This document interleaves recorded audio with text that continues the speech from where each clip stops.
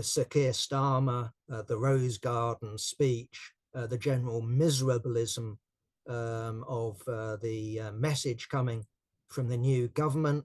Clearly, this is meant to prepare us for the budget. Maybe it's meant to prepare us to expect, a bloody awful budget, and what they do is deliver a few sweeteners. Who knows? Either way, what they're promising is austerity. They're certainly not promising jam. I think that was pretty bloody obvious throughout the general election campaign, and it's certainly why I have to say, was somewhat stunned by certain, quarters of the left who talked about a crisis of expectations. To have a crisis of expectations, expectations have to be raised.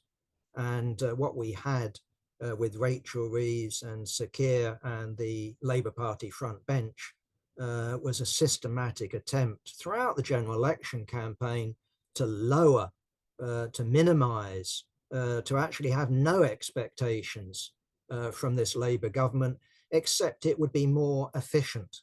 It would be less crazy.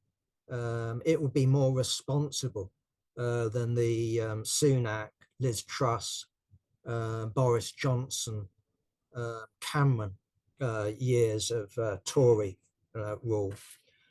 Anyway, just in closing, to show that there's still money available when it comes to this Labour government, I'm not going to talk about arms spending.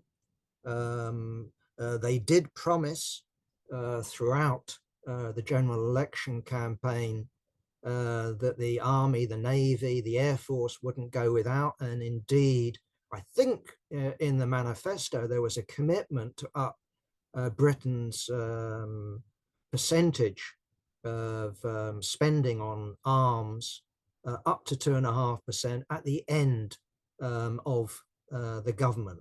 So no immediate promises of more, but in the longer run, yes, they could be spending more on the means of destruction.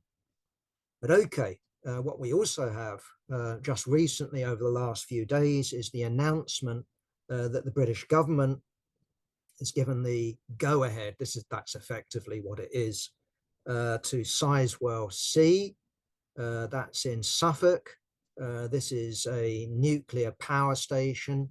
At least, I don't know whether they are the major shareholder, but I think they are, is EDF, that's the French nationalized energy company. And so far, the British government has handed over 2.5 billion in terms of development costs. I presume that's preparing the ground, the plans, I don't know.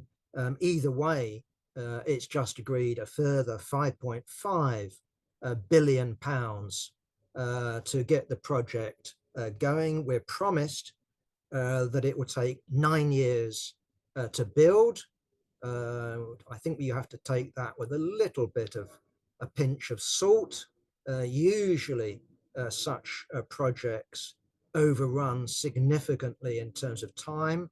On the other hand, this is a mirror image of Hinkley Point C. It's the same model that, okay, has been delayed, but one would assume that the teething problems of Hinkley Point C won't reoccur in Sizewell C. I don't know. Either way, 9 years is the promise, and a total cost of 20 billion. Okay, that's over not 1 year, but something like 10 years. Nonetheless, Rachel Reeves is, of course, complaining about a 22 billion black hole. And my message is that if you need something done, the money is there. You can find the money. I'm not advocating tax the rich as a magic wand.